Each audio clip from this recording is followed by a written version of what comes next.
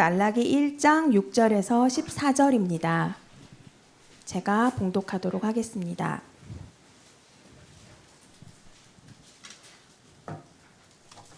내 이름을 멸시하는 제사장들아, 나 만군의 여호와가 너희에게 이르기를, 아들은 그 아버지를, 종은 그 주인을 공경하나니 내가 아버지일진데 나를 공경함이 어디 있느냐?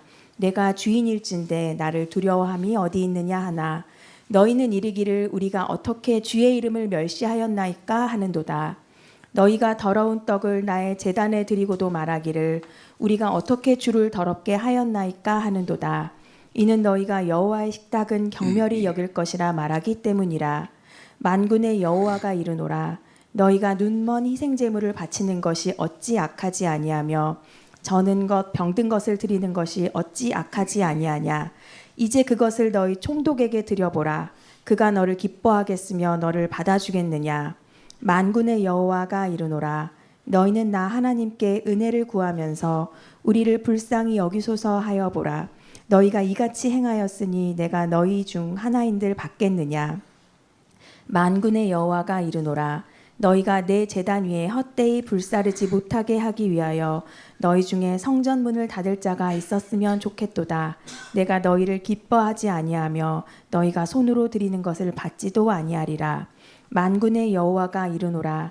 해 뜨는 곳에서부터 해 지는 곳까지의 이방 민족 중에서 내 이름이 크게 될 것이라. 각처에서 내 이름을 위하여 분향하며 깨끗한 제물을 드리리니 이는 내 이름이 이방 민족 중에서 크게 될 것임이니라.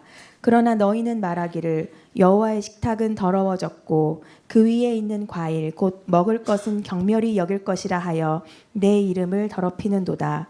만군의 여호와가 이르노라. 너희가 또 말하기를 이 일이 얼마나 번거로운고 하며 코웃음 치고 훔친 물건과 저는 것 병든 것을 가져왔느니라.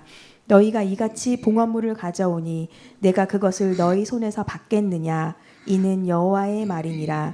징승 때 가운데 수컷이 있거늘 그 서원하는 일에 흠 있는 것으로 속여 내게 드리는 자는 저주를 받으리니 나는 큰 임금이요 내 이름은 이방 민족 중에서 두려워하는 것이 됨이니라. 만군의 여호와의 말이니라. 아멘. 오세준 목사님께서 한국 교회에서 멸시받는 하나님이라는 제목의 설교 말씀을 전하시겠습니다. 많은 은혜 받으시길 바랍니다. 지난 주일에 제가 설교 중에 좀 실수를 하나 했습니다. 야곱과 에서 이야기를 하면서 야곱을 에서를 이삭이라고 제가 바꿔서 말을 했죠. 일부 예배에서 이제 1시간 설교를 하고 얼마 안 있다가 2부 예배 설교를 이제 하게 되는데 2부 예배 설교 시간에 조금 집중력이 떨어질 때가 있어요. 집중력이 좀 떨어지면은 이런 실수를 할 때가 있습니다. 근데 집중력에 영향을 미치는 그 몇 가지가 있는데 그중 하나가 체력입니다. 설교가요 생각보다 체력 소모가 커요. 끝나고 나면 그게 느껴지거든요. 할 때는 잘 몰라요. 끝나고 나면은 체력 소모가 상당히 크다는 걸 느끼게 됩니다. 그래서 설교자는 그 체력 관리를 잘 해야 되는데 근데 그게 또 잘 안 되는 부분이기도 합니다. 저는 최대한 그 주일 설교를 위해서 금요일부터 토요일까지 이 컨디션 그 관리를 하려고 좀 노력을 하고 있습니다. 그래야만이 예배에 집중하고 또 설교를 집중해서 할 수가 있거든요. 여러분은 그 주일 예배를 위해서 최소한 토요일만큼은 컨디션 관리를 할 필요가 있다고 봅니다. 왜냐하면요, 그래야만이 그 집중력을 가지고 예배에 임할 수 있기 때문에 그렇습니다. 물론 이제 직업상 어려운 분들이 있긴 할 거예요. 토요일 밤늦게까지 일을 할 수밖에 없는 뭐 이런 상황도 있겠지만은 그렇지 않은 분이라면은 예배를 우리 준비한다 그러잖아요. 자신의 어떤 상태를 잘 관리하는 거 굉장히 중요합니다. 왜 그러냐면 이 컨디션 조절이 안 되면은 예배에 이제 집중하기 어렵거든요. 그래서 예배 시간에 우리가 이제 찬송도 하고 기도도 하고 설교를 듣는데 찬송하면서 딴 생각을 해요. 기도 시간에도 딴 생각하고 있고 설교를 50분 이상 거의 1시간 설교를 하는데 그 설교는 그 긴 시간을 들으려면 집중력이 필요해요. 듣다가 딴 생각을 하게 되고 심한 경우는 졸기도 하고 그럼 어떻게 되겠어요? 찬송 시간에도 딴 생각하고 기도 시간에도 딴 생각하고 잡념이 막 들어와서 그러다가 시간 다 보내고 나면은 그날 예배는 망쳤다 그러는 거예요. 그 왔다만 간 거잖아요, 그냥. 그래서 자신의 어떤 상태를 토요일에 잘 관리해서 그 다음날 예배를 드리는 거, 예배하는 거, 이건 되게 중요하다는 것입니다. 그런데 예배에 집중하는 것 이상으로 더 중요한 점이 있습니다. 그것은 바른 예배를 해야 한다는 점이에요. 그러니까 예배에 집중하는 건 기본이고 거기다가 바른 예배를 해야 되는 거죠. 바른 예배가 아니면은 예배는 사실 아무 의미가 없습니다. 바른 예배란 어떤 예배일까요? 지난주일 설교 중에 10월 한 달 동안은 한국교회 개혁에 대한 말씀을 드리겠다 그랬습니다. 개혁적인 부분들을 좀 하나씩 짚을 건데요. 오늘은 예배 개혁, 예배의 어떤 문제가 무엇인가 이런 점을 좀 말씀을 드릴 건데요.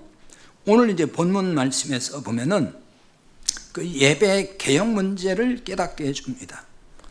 그렇다면 오늘 본문 말씀에서 가르치는 예배 개혁 문제가 무엇일까요? 신학교에서 이제 신학생들이 여러 가지 과목을 배웁니다. 그 중에 예배학이라는 게 있어요.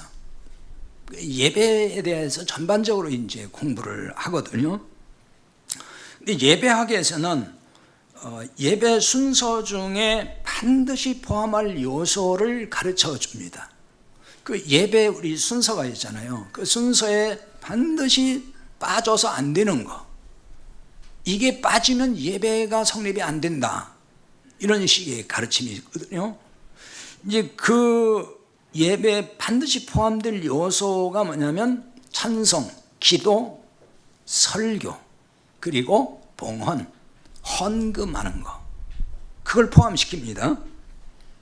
그러니까 이 요소들이 빠지면은 다른 순서 아무리 잘해도 그건 예배일 수가 없다. 이렇게 가르쳐요. 근데 이 중에 교회마다 좀 차이는 있지만은 그 봉헌 순서를 대단히 중요하게 여기는 교회들이 많습니다.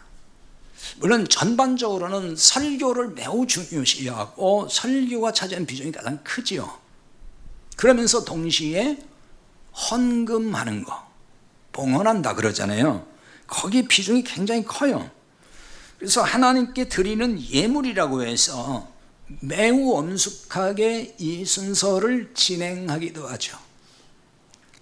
교회에 따라 좀 다르긴 하지만은 예배 순서 중에 봉헌 시간 다 있죠.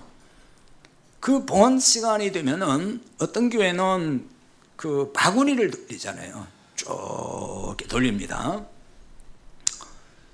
또 어떤 교회는 그 옛날에 속칭 뭐라 하죠? 그 잠자리채라고 그러는 거예요. 기들하는 게 봉이 있어가지고 이렇게 그걸로 쭉 이렇게 돌리면서 하잖아요. 그럼 앞에다 딱 대면은 안 낼 수가 없어요. 내야 돼요. 그렇게 하면 역시 많이 나오긴 하는데 아무튼 그런 순서를 진행을 합니다. 그럼 그걸로 끝나는 게 아니에요. 그 봉헌 시간에 포함되는 게 그와 함께 이제 강단에 다 올리잖아요. 하나님께 바치는 제물이라고 생각해서 강단에 이렇게 다 올려요.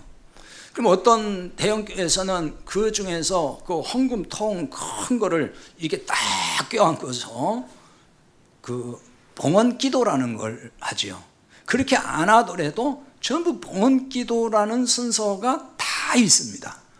없는 교회는 아마 거의 없을 거예요. 자, 봉헌 예물이 빠진 예배는 예배가 아니라고까지 가르치는 교회들도 있어요. 또 신학교에서도 사실 그렇게 가르쳐요. 예배는 반드시 헌금이 있어야 된다. 그 순서 빠지는 건 그건 예배가 아니고 그냥 기도회다. 이렇게 가르치는 사람도 있어요. 그런데 헌금이란 예물을 또 바칠 때도 아무렇게나 덜렁 바치면 되는 게 아니라 정성껏 바쳐야만이 된다.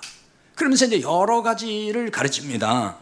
예를 들면은 집회를 바칠 때 그 집회를 이제 헌금을 할 때는 헌금으로 바칠 때는 기왕이면은 새 돈으로 빳빳한 돈으로 이렇게 바쳐라.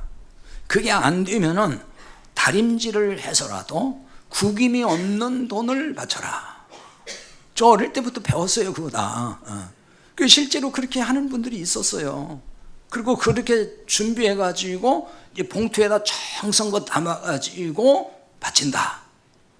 그게 그런 정성을 하나님이 보시고 예배를 받으신다. 이런 얘기거든요. 아마도 이런 점은 오늘 본문의 말씀에서도 영향을 받은 것으로 보입니다. 오늘 8절에 이런 말씀이 있죠. 만군의 여호와가 이르노라 너희가 눈먼 희생제물을 바치는 것이 어찌 악하지 아니하며 저는 것 병든 것을 드리는 것이 어찌 악하지 아니하냐. 그리고 이제 13절에서는 하나님이 이런 제물을 너희 손에서 받겠느냐 이렇게 말씀을 해요. 눈멀고 절고 병든 제물을 하나님이 받겠느냐 안 받으신다 이런 말씀이거든요. 구약의 제사는 자 오늘날 뭐라고 그러죠? 예배라고 하잖아요. 구약의 제사를 오늘날 예배라고 해요. 다 그렇게 말해요. 교회마다. 그렇게 말 안 하는 교회가 어디 있어요? 그 예배라고 한단 말이에요. 오늘날 예배다. 이걸 부정하는 교회나 신자 없습니다. 그래서 구약의 제사는 동물을 희생 제물로 바칩니다. 물론 아무거나 바치는 건 아니에요. 동물 중에서도 굽이 갈라지거나 또 되새김질하거나 등등 해서 조건이 있어요. 아무거나 그냥 바치면 되는 게 아니에요. 또 그 중에서도 흠이 없어야 돼요. 그러니까 눈이 뭐 얼었거나 다리를 뭐 절거나 또 뭐 기형적으로 나왔거나 하여튼 문제가 있으면 안 돼요. 흠이 있으면 안 된단 말이에요. 온전한 것으로 하나님께 바쳐야 됐다 하는 얘기입니다. 그런데 지금 말라기서에서 나오는 문제는 뭐예요? 눈먼 것, 저는 것, 병든 것 이런 걸 제물로 드렸다는 얘기잖아요. 그래서 지금 하나님은 말라기 선지자를 통해서 이 점을 책망하신다고요. 왜? 율법에 명시한 대로 내가 가르쳐준 대로 제물을 드리지 않고 그렇게 흠이 있는 것, 병든 것들, 쓸모도 없는 것들을 갖다 바쳤느냐? 이 책망이거든요, 지금. 오늘날 이런 말씀을 근거로 해서 하나님께 흠이 없는 예물을 바쳐야 된다. 이렇게 가르칠 때가 많다고요. 흠 없는 예배, 그러니까 흠 없는 어떤 제물을 바쳐야 된다. 그래서 거기에는 여러 가지가 포함되는 말인데요. 그래서 이런 말씀을 오해해서 돈을 바쳐도 깨끗한 돈을 바쳐야 된다. 뭐 그런 식으로 가르친다거나 또 아니면 예배자가 예배로 올 때에도 집에 있는 옷 중에서 가장 좋은 옷으로 갈아입고 와라. 저 어릴 때 그렇게 배웠어요. 여러분 그렇게 안 배우셨나요? 집에 옷이 많이 있잖아요. 아침에 고르죠. 이걸 입을까 저걸 입을까. 그중에 제일 좋은 걸 또 깨끗한 걸로 입고 와서 예배를 해야 된다. 그래야 하나님이 그런 정성을 보고 예배를 받으신다. 이렇게 가르쳤다고요. 제가 다 배운 거예요. 어릴 때부터 저도. 또는 자, 우리가 이제 산 제물로 드린다 또 그러잖아요. 그러니까 우리가 산 제물이니까 일주일 동안 흠없이 살다가 와서 예배를 해야 하나님이 내가 드린 예배를 받으신다. 또 그렇게 얘기도 하고요. 그럼 흠없이 사는 사람이 있어요, 없어요? 없어요. 살다 보면 다 흠결이 생겨요.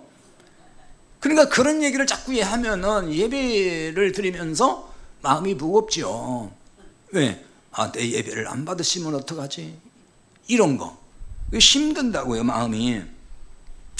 그러니까 이렇게 뭔가 시성을 다해서 막 정성을 다해서 예배해야만 하나님이 받으신다라고 말을 해요. 그러니까 이렇게 지성을 들이지 않으면은 하나님이 그 예배는 받지 않으신다. 이러한 가르침이 많은 교회에서 하고 있다. 이런 가르침을. 그럼 이게 맞는 말일까요? 이게 과연 옳은 말일까요? 이 문제를 이해하기 위해서 이런 질문부터 할 필요가 있습니다. 구약의 희생 제물은 구약의 모든 제물이 다 포함되는 건데요. 하여튼 희생 제물을 비롯해서 모든 제물이 있어요. 예물 제물은 그것은 무엇을 예표한다고 가르치죠? 그렇죠. 그건 다 알죠. 예수 그리스도를 예표한다. 혹은 예수 그리스도를 모형으로 보여준 것이다. 이렇게 가르치고 있고 알고 있죠. 그건 바로 아는 거예요. 그게 정답이에요. 구약의 모든 것은 다 예수 그리스도를 모형으로 보여준 거거든요. 그래서 예표라고도 하고 모형이라고도 하는데 또 그거를 다른 말로 그림자라고도 말을 해요. 그림자. 그래서 구약의 희생 제물은 구약의 모든 예물, 제물 이런 건 전부 다 뭐냐? 오실 그리스도를 보여준 그림자였다. 그 얘기예요. 그게 히브리서 10장 1절이잖아요. 율법은 장차 올 좋은 일의 그림자일 뿐이요 참 형상이 아니므로 이렇게 말씀해요. 율법은 장차 올 좋은 일의 그림자였지 그것이 참 형상이 아니었다라고 말씀한다고요. 그 여기서 율법은 뭘 말해요? 희생 제물을 포함한 구약의 모든 제사법 그거예요. 그러니까 제사 의식에 필요한 모든 그 규칙이 있어요. 법이 있단 말이에요. 그 율법이라고 하는 거예요. 통틀어서 구약의 모든 것 그걸 얘기하고 있어요. 이런 점에서 희생 제물은 장차 올 좋은 일의 그림자였다. 이렇게 가르치고 있는 거예요. 구약의 희생 제물, 예물이라고 하는 이런 건 전부 다 오실 그리스도를 그림자로 보여준 것이다. 장차 올 좋은 일의 그림자는 예수 그리스도잖아요.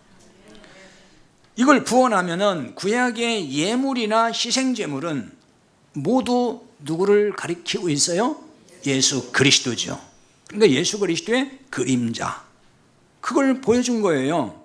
따라서 자 여기서 여러분이 잘 이해를 해야 됩니다. 눈 먼 거, 다리 저는 거, 또 병든 거, 그게 지금 짐승을 두고 얘기하는 거잖아요. 그런 짐승을 제물로 드렸다는 것을 그럼 어떻게 봐야 할까? 그게 무슨 뜻일까? 신약으로 보면은 무슨 얘기냐 그거예요. 희생 제물이 예수 그리스도예요.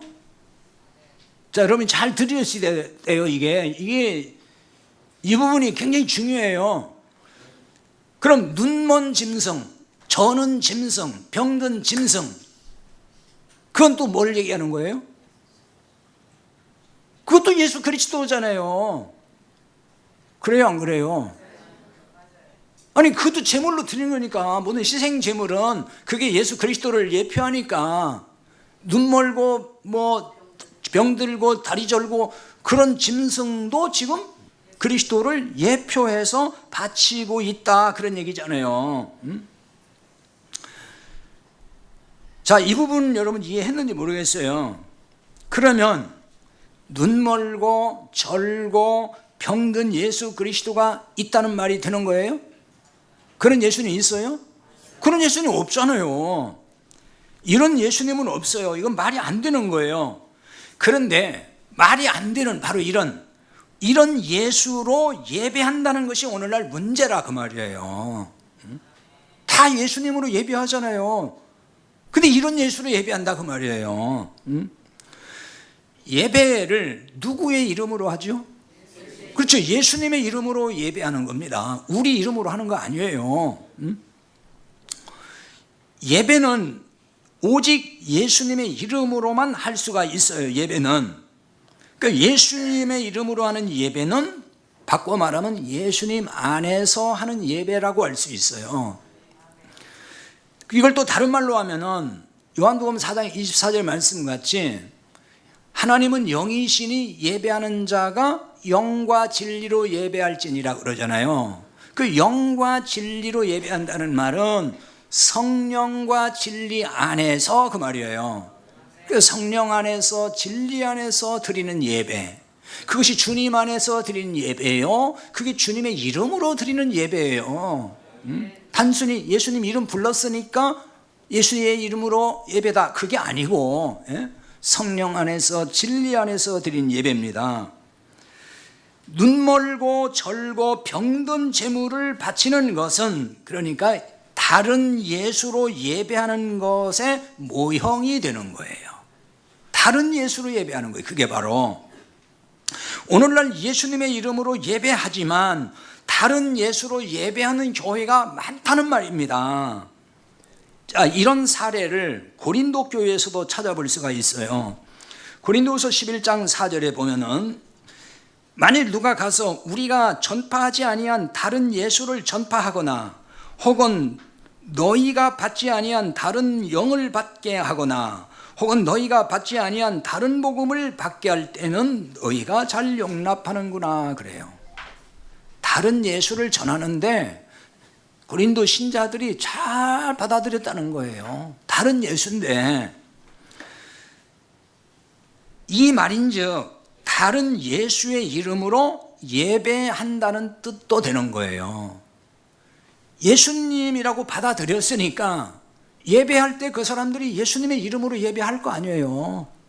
근데 그 예수가 무슨 예수예요? 다른 예수라는 말이에요. 다른 예수. 성경에서 가르친 예수가 아니고 사람들이 만들어내는 예수, 쉽게 말하면 그 예수로 예배한단 말이에요. 눈멀고 절고 병든 예수를 진짜 예수라고 믿고 그 이름으로 예배한다, 그 얘기입니다.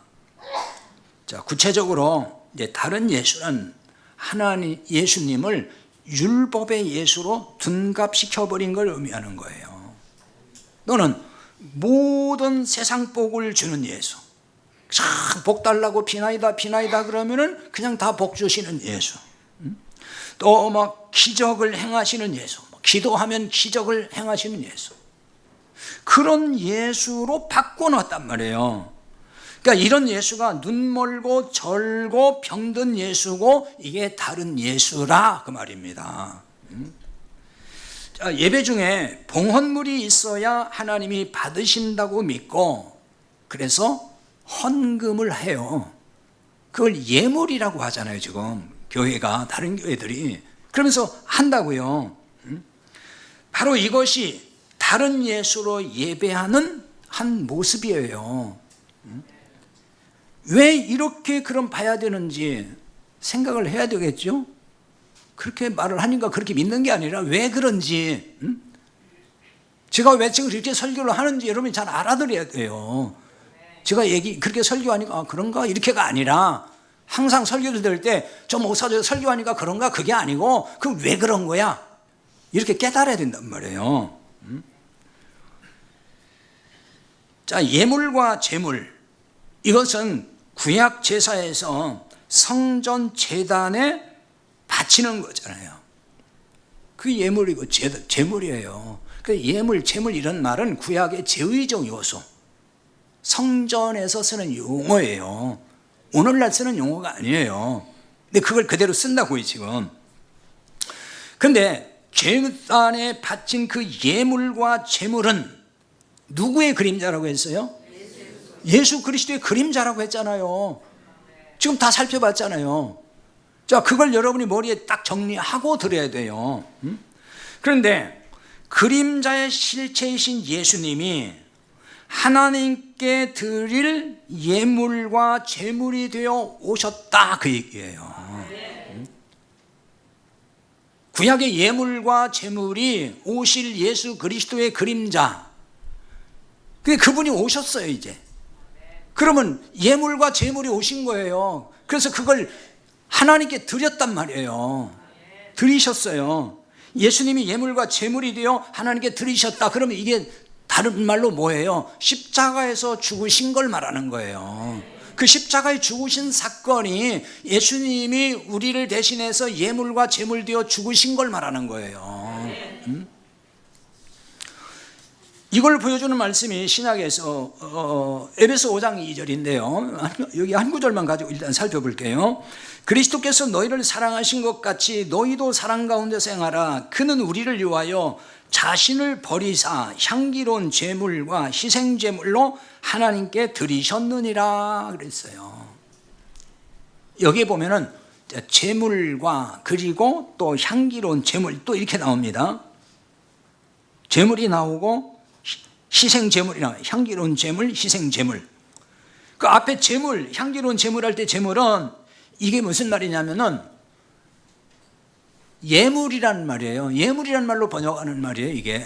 물론 이제 선물이라고도 번역하고 또 어떤 그 헌물이라고도 번역을 하는데 이 예물을 말해요. 그 다음에 뒤에 희생 제물이 나오죠. 그 말은 희생 제사 그대로 그냥 제사 드리는 행위 그런 뜻입니다. 희생 제물은. 그러니까 예수님은 우리를 위해서 이렇게 예물과 희생 제물이 되어 하나님께 바쳤다, 그 얘기예요. 그게 지금 에베소 5장 2절이에요. 예수님이 우리를 대신해서 우리를 위해서 하나님께 예물과 제물이 되셨다. 바쳤어요, 하나님께. 그러니까 우리를 대신해서 바쳤으니까 우리가 지금 바친 것이 돼야 안 바친 것이 돼요? 안 바쳐도, 그렇죠. 우리를 대신해서 바쳤으니까 우리가 바친 것이 이제 되는 거예요. 이런 걸 깨닫는 게 복음을 깨닫는 거예요. 나 예수님 믿어요. 그게 복음을 깨닫는 게 아니고 이런 이야기를 깨달아야 돼요. 예수님의 십자가 죽음에 다 이런 게 포함되는 거예요. 이 말씀은 우리가 바쳐야 할 예물을, 자, 우리가 바쳐야 돼요, 예물을. 그런데 예수님이 우리 대신 예물이 되어 바치셨다, 그 얘기예요. 그러니 아직도 우리가 바쳐야 될 봉헌 예물이 있다는 거예요, 이제 없다는 거예요? 없다는 얘기잖아요. 이제는 없는 거예요, 봉헌 예물. 우리가 바칠 게 없어요. 따라서 우리가 별도로 봉헌 예물을 이제 바칠 필요가 사실은 없어요. 그런데도 예배에 봉헌물이 있어야 하나님이 받으신다고 가르치면 그거 뭐예요? 그거 무슨 얘기예요, 그러면? 예? 그렇지, 다른 복음이 그런 게. 이걸 좀 더 신랄하게 얘기하면은 예수님의 십자가 죽음을 헛되게 하는 거예요. 아니, 십자가에서 다 그걸 이루셨는데, 대신 제물 뒤에 바치셨는데, 또 바쳐야만 하나님이 받으신다 그러면은 그 예수님 십자가를 무효화시키려고 하는 거잖아요. 쉽게 또 말하면 십자가 복음을 부정하는 것이 된다, 그 말이에요. 근데 이걸 몰라요, 사람들이. 그리고 이제 바쳤으니까 어떻게 돼요? 봉헌 기도를 하잖아요. 봉헌 기도 할 때 뭐라고 기도하던가요? 그렇죠. 이 예물 드리오니 주님 받으시고 그러잖아요. 그 다음에 뒤가 뭐 나와요? 천배 만배로 복을 주옵소서. 이제는 뭐 30배 60배는 성이 안 차요. 적어도 1000배 만배로 복을 주옵소서. 그 기도가 거의 그 공식처럼 그게 그 기도가 나온다고요. 생각해 보면 이게 얼마나 어이없는 기도인가를 알 수가 있어요. 복음을 모를 때는 이게 그냥 다 그런가 하지만 이 복음을 알고 보면 이런 기도가 정말 어이없는 기도 되는 거예요. 왜 그러냐고요? 주님이 우리를 위해 예물되어 바치신 것을 부정하는 일이니까요. 그런 기도잖아요. 게다가 돈을 받으라고 하는 거잖아요. 주님이 예물을 받으시고 그거 돈이잖아요. 돈 받으라고 하잖아요. 그럼 주님 보실 때에 기도 안 찰 거라고요. 돈 받으라고 하니까. 마치 하나님이 돈 좋아하는 분 같잖아요. 더구나 돈을 받으시고 천배 만배로 복을 주옵소서. 그 말은 무슨 얘기겠어요? 좀 쉽게 표현하면은 복을 달라고 하는 거니까 제가 10만 원 바치면은 천배 만배로 튀겨서 많이 불려서 저한테 주십시오, 그 얘기잖아요. 그러잖아요. 그게 복을 달라고 하는 거잖아요. 그러니까 천배 만배가 나오지. 그만큼 불려서 저한테 주십시오, 그거잖아요. 그러니 이게 말이 되는 기도냐고요.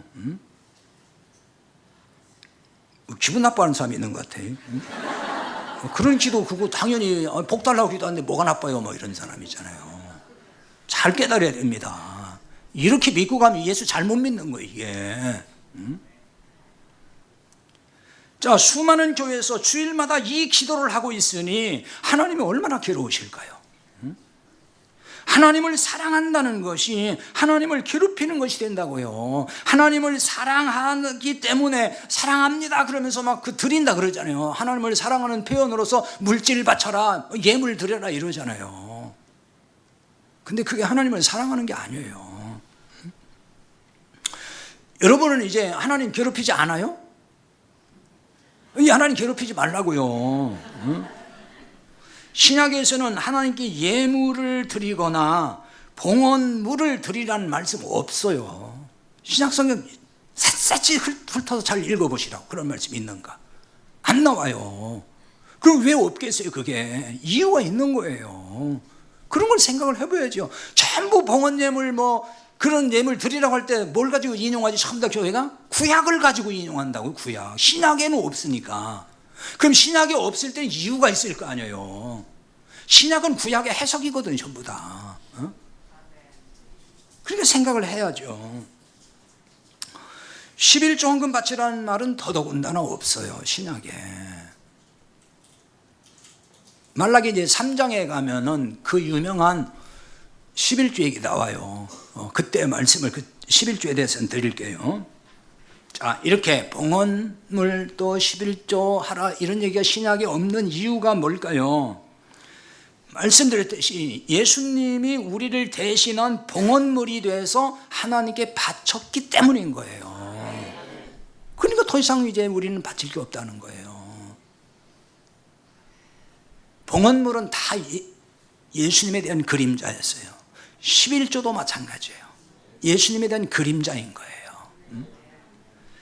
그러면 자, 어떻게 해야 될까요? 다시 이제 에베소 5장 2절을 한번 볼게요.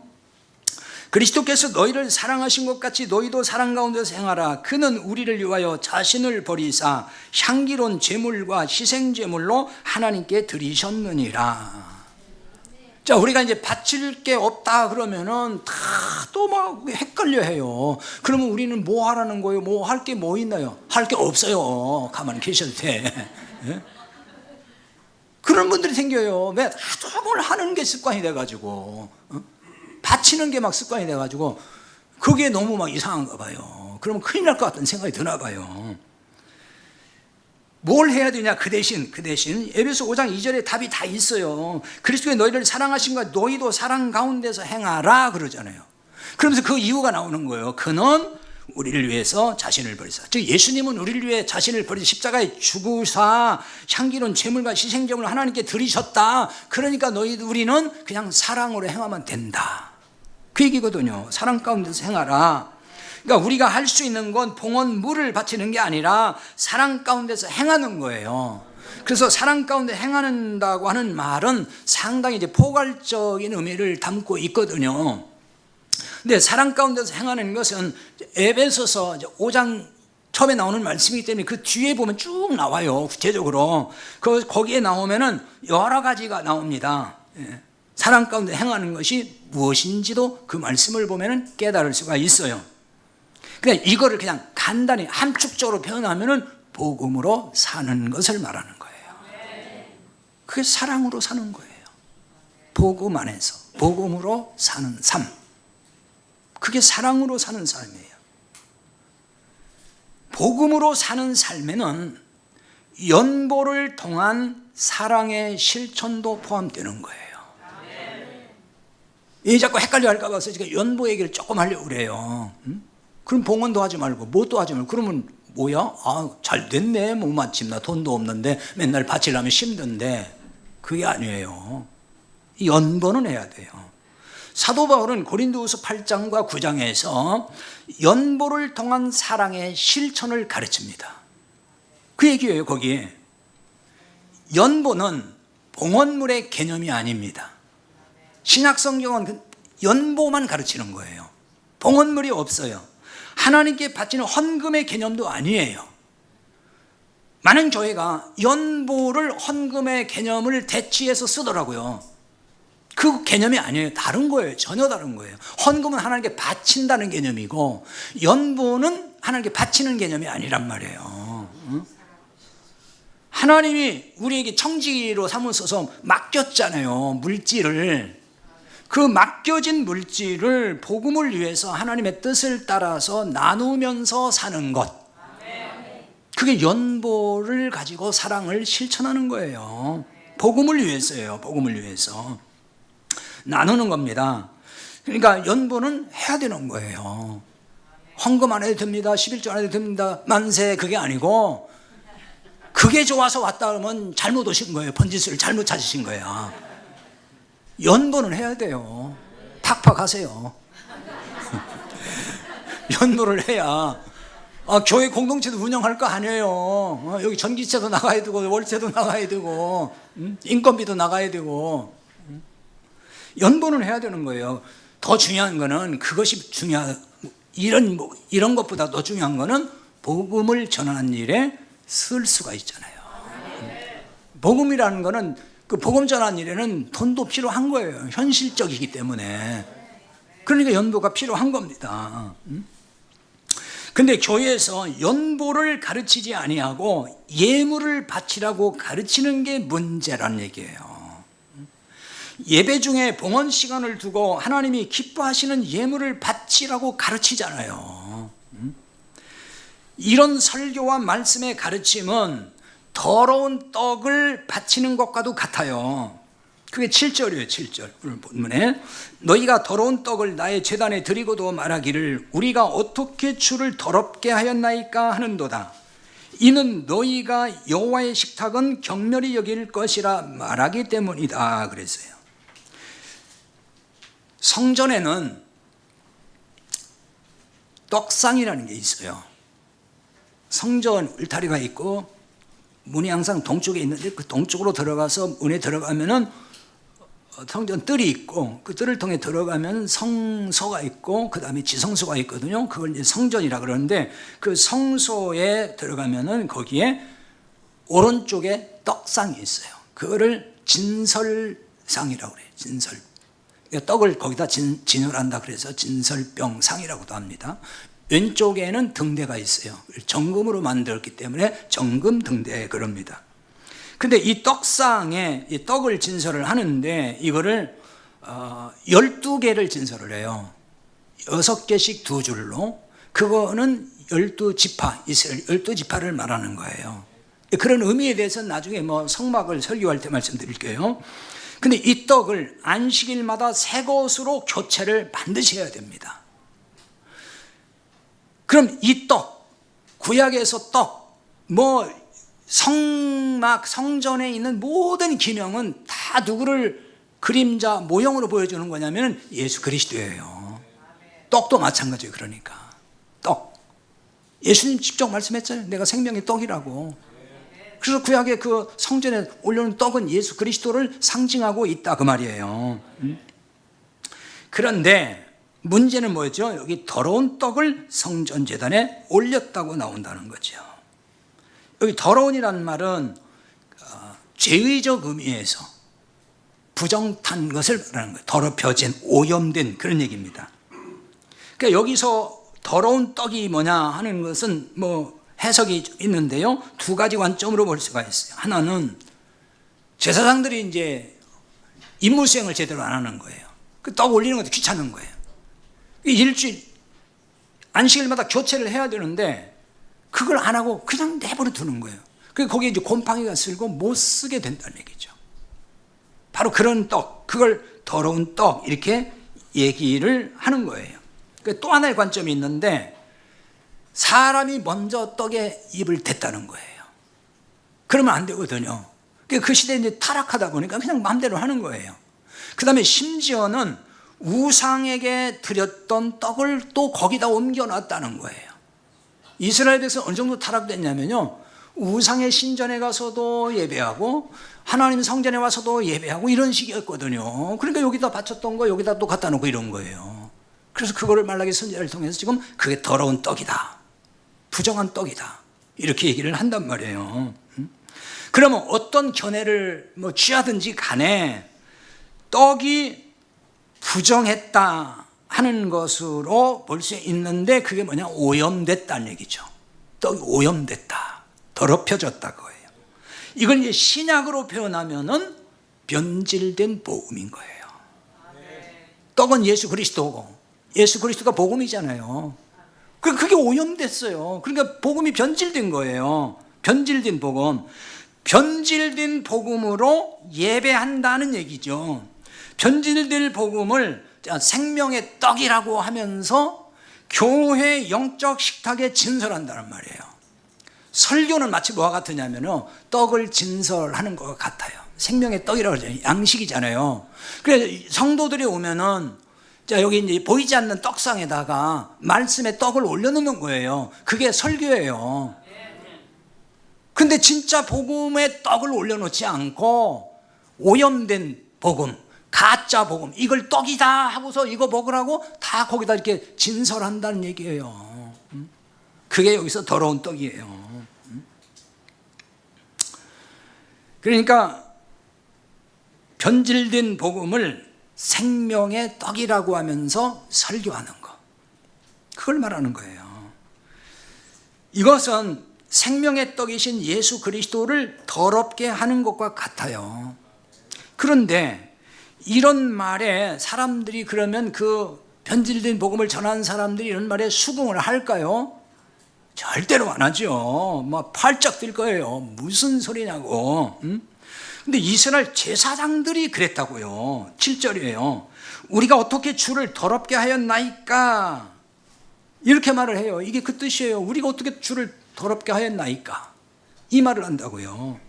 변질된 복음을 전하면 그리스도를 더럽게 하는 것과 같아요. 하지만 변질된 복음을 전하면서도 이게 바른 복음이라고 아주 굳게 믿고 전한다는 거죠. 그러니 이런 사람에게 그리스도를 더럽게 하는 것이라고 하면은 팔짝 뛸 수밖에 없죠. 자, 왜 이런 태도를 보일까요? 자기 나름대로는 형식도 갖추고 격식을 갖추어서 예배를 잘 드린다고 생각하니까 그래요. 다 그렇게 생각을 해요. 당시 제사장들이 더러운 떡과 눈 멀고 절고 병든 걸 바쳤다는 것이 바로 이런 걸 보여주는 거거든요. 무슨 얘기냐면은 일단 형식은 갖췄잖아요. 재물이 없는 건 아니니까요. 눈이 멀었던 절든지 간에 일단은 잡아놓으면 모르잖아요. 그러니까 재물은 바친 거예요. 형식은 맞는 거예요. 격식은 다 갖춘 거라 그 말이에요. 절차에 따라서 제사를 잘 드리는 거죠. 그러니까 절차에 따라서. 그러니까 오늘날로 말하면은 잘 짜여진 예배 순서에 따라서 예배를 잘 드리는 거. 그와 똑같은 거예요. 지금도 형식과 격식을 갖추어서 정말 잘 짜여진 아주 매우 세련된 각본대로 예배하는 교회가 많습니다. 제가 알기로는 대형화된 교회일수록 그렇게 합니다.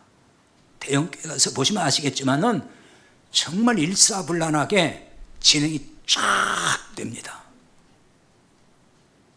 군인들 사열하듯이 착착착 오차 없이 그냥 그 딱 시간 지연되지 않고 착착착 나간다고요. 성가대 입장부터 해가지고 그냥 모든 게 얼마나 깔끔하고 얼마나 세련되고 얼마나 멋져 보이는지 몰라요. 우리같이 작은 교회는 그렇게 못해요. 그러니까 뭐 찬양으로 나오더라도 뭐 들쑥날쑥 뭐 넘어뜨리고 그냥 마이크 소리 뻥 소리 나고 그냥 왔다 갔다 뭐 이러잖아요. 그들이 볼 때는 이거 예배도 아니라고 할 거예요. 그렇게 세련된 예배를 드린다고요. 근데 문제가 뭐예요? 복음이 없는 교회 예배라는 거예요. 복음은 없어요. 그냥 그게 뭐냐? 종교 행사를 잘하는 거예요. 완전히 기획을 해서 엔터테인먼트 그거 하는 거라고요. 엄청 잘하죠. 성가대 찬양 얼마나 잘합니까? 멋져요. 응? 종교 행사죠. 그런 거는. 응? 그러니까 이거는 왜 이런 일을 자꾸 이런 식이 될까요? 복음이 없으니까 마음의 변화가 일어나지 않고 마음의 변화가 일어나지 않으니까 겉만 화려해지는 거예요. 모양만 잘 갖추는 거죠. 이런 신자, 이런 교회 예배를 가리켜서 하나님을 경멸한다고 하는 겁니다. 오늘 7절 하반절에 보면 이는 너희가 여호와의 식탁은 경멸히 여길 것이라 말하기 때문이라 이렇게 말씀하죠. 여기 경멸하다 하는 얘기는 멸시한다는 뜻이에요. 업신여긴다 이런 뜻입니다. 당시 제사장들이 주의 식탁은 업신여겨도 된다고 말한다는 거예요. 그럼 이게 무슨 얘기겠어요? 노골적으로 이렇게 말했다는 얘기가 아니에요. 그 얘기가 아니고 제사장들의 생각이 이랬다는 거예요. 마음 상태가 그랬다는 거예요. 6절에서는 이것을 내 이름을 멸시하는 제사장들이라고 말한 겁니다. 거기 7절에 경멸이란 말과 6절에서 멸시란 말은 히브리 말의 바자 똑같은 단어예요. 번역을 그때마다 다르게 한 거예요. 똑같은 얘기입니다. 자, 오늘날 하나님의 이름을 멸시하는 말을 하는 신자나 목회자가 있을까요? 없어요. 그런 사람 어디 있겠어요? 다 신자가 됐든 목회자가 됐든지 할 것 없이 하나님께 영광을 돌리자면서 하나님의 영광을 운운하면서 신앙생활을 한다고요. 뻑하면 하나님께 영광 그러잖아요. 하나님께 영광 박수 뭐 이러잖아요. 얼마나 그런 얘기를 쉽게 합니까? 응? 그리고 하나님을 사랑한다는 말도 얼마나 잘합니까? 그런 말 다 입에 달고 살아요. 하지만 말라기서를 기준으로 보면은 교회에서 하나님이 영광 받으시는 게 아니고 하나님이 멸시받고 있다는 거예요. 하나님을 멸시하는 교회가 많다는 거죠. 쉽게 말하면 복음이 아닌 것을 복음이라고 말하며 예배하는 교회가 많다 그 얘기입니다. 그게 하나님을 멸시하는 거예요. 왜 그러죠? 하나님이 말씀하는 건 복음이잖아요. 이게 복음이라고 하나님 말씀을 주셨잖아요. 근데 그 복음을 무시하잖아요. 그걸 뒤바꿔버리잖아요. 오염시켜버리잖아요. 그럼 누구 무시하는 거예요? 하나님 무시하고 멸시하는 거예요. 그게 바로. 근데 사람들은 자기가 뭔가 열심히 잘했으니까, 행사 잘했으니까 하나님이 받으셨다고 이러잖아요. 그러면서 하나님께 영광 그러잖아요. 이런 교회는 또 무슨 특징이 있냐면 예배를 복받는 수단으로 여기는 그 특징이 있다고요. 여러분 그런 말 많이 들어봤죠? 예배 잘 들어야 복받는다. 그래서 복받기 위해서 나오는 거잖아요. 예배에. 여러분도 지금 그렇게 나왔어요? 그럼 번지수 잘못 찾은 거예요. 예배는 그런 게 아니에요. 이런 교회에서는요, 무슨 말을 또 쓰냐면은 예배에 성공해야 복받는다. 이 말을 서슴없이 한다고요. 예배에 성공해야 된다는 거예요. 그럼 이런 교회에서는 그럼 어떻게 예배하는 걸 예배 성공이라고 말할까요? 예배 성공과 실패를 말하는 사람들은 주로 그 기준도 자기 기준에서 말을 해요. 자기 기준이요. 그리고 다 기분이나 감정에 좌우합니다. 소위 말 뜨겁다 그러잖아요. 뜨겁게 예배하는 교회다. 뭐 찬송이 뜨겁다, 기도가 뜨겁다, 뭐 이런 얘기 하잖아요. 근데 가만히 보라고요. 감정이 뜨거워진 거예요. 감정이 뜨거워졌다고. 그러면은 그게 예배에 성공했다 그래요. 자기 마음이 뭐 조금 약간 울컥하고 눈물이 찔끔 나면은 내가 오늘 은혜 받고 뭐 하나님이 내 예배를 받으셨을 거예요 그런다고요. 자기 기분인 거지. 자, 음악을 제대로 막 그 백뮤직으로 잘 깔아놓고, 그 다음에 그 인도자가 막 그 분위기를 띄운다고요. 그래서 분위기가 막 고조가 돼. 그러면 어떻게 되죠? 감정이 달아오른다고요. 그 상황에 빠지게 되면은 그걸 예배에 성공했다고 하는데, 그게 예배에 성공이 맞아요? 그런 게? 그건 다 사람 생각인 거예요. 예배 성공이라는 표현도 사실 적절하지 않죠. 무슨 예배 뭐 성공, 실패 이런 걸 얘기하냐고. 무슨 기준으로 그렇게 얘기하냐고요. 그거 다 사람 기준이에요. 성경에서 가르치는 기준이 아니라고요. 9절에 보면은 만군의 여호와가 이르노라 너희는 나 하나님께 은혜를 구하면서 우리를 불쌍히 여기소서 하여 보라. 너희가 이같이 행하였으니 내가 너희 중 하나인들 받겠느냐, 이렇게 말씀해요. 하나님이 제사를 받지 않으신다는 말이에요. 그럼 왜 안 받으신다는 것일까요? 너희가 이같이 행하였으니 그러잖아요. 이같이 행했다는 얘기는 뭐예요? 앞에 나와 있는 이야기들이에요.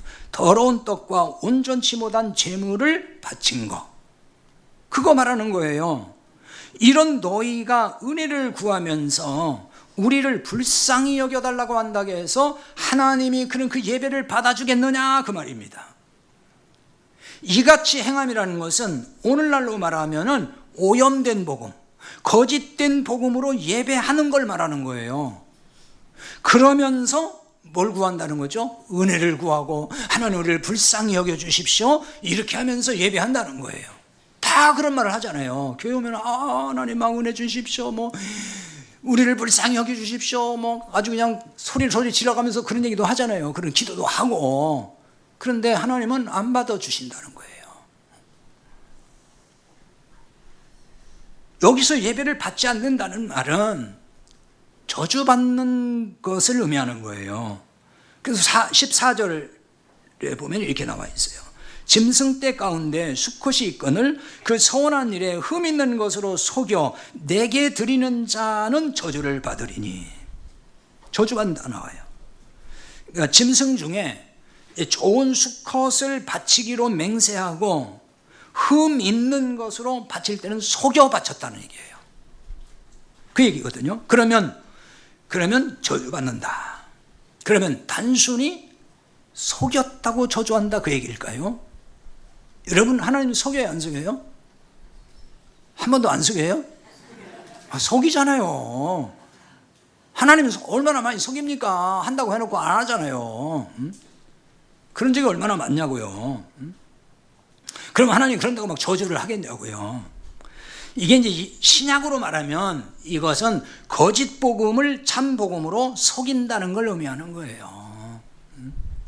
이런 사람은 복음을 믿는 사람이 아닌 거죠.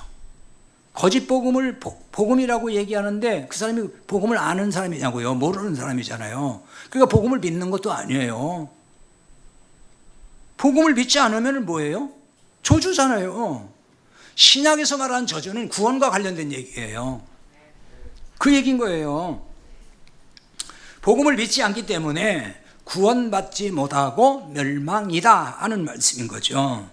그러니까 교회를 열심히 다니고 예배 진심을 보여도 이러한 끔찍한 결과로 이어질 수 있는 거예요. 열심히 예배한다고 해서 무슨 뭐 하나님 받으시고 복 받고 그거 아니라고요. 자, 여러분 이제 정리를 하고 마치겠습니다. 하나님이 받으신 예물은 예수 그리스도밖에 없어요. 흠 없는 예물은 예수 그리스도밖에 없기 때문인 거예요. 하나님은 흠 있는 건 안 받으셔요. 흠 없는 것만 받으셔요. 그 흠 없는 분은 예수 그리스도밖에 없어요. 그러니까 그분을 받으신 거예요. 그래서 우리의 의로는 예물이 될 수도 없고 예물을 바칠 수도 없어요. 왜 그래요? 우리의 의로 의로는 안 되는 거예요. 우리는 흠이 있는 자예요. 의롭다고 하는 건 흠이 있음에도 의롭다고 해준 거예요. 그러니까 우리의 의로는 안 되는 거예요. 그래서 아까 우리는 예수님 이름으로 예배한다 그랬잖아요. 흠이 있어서 그런 거예요.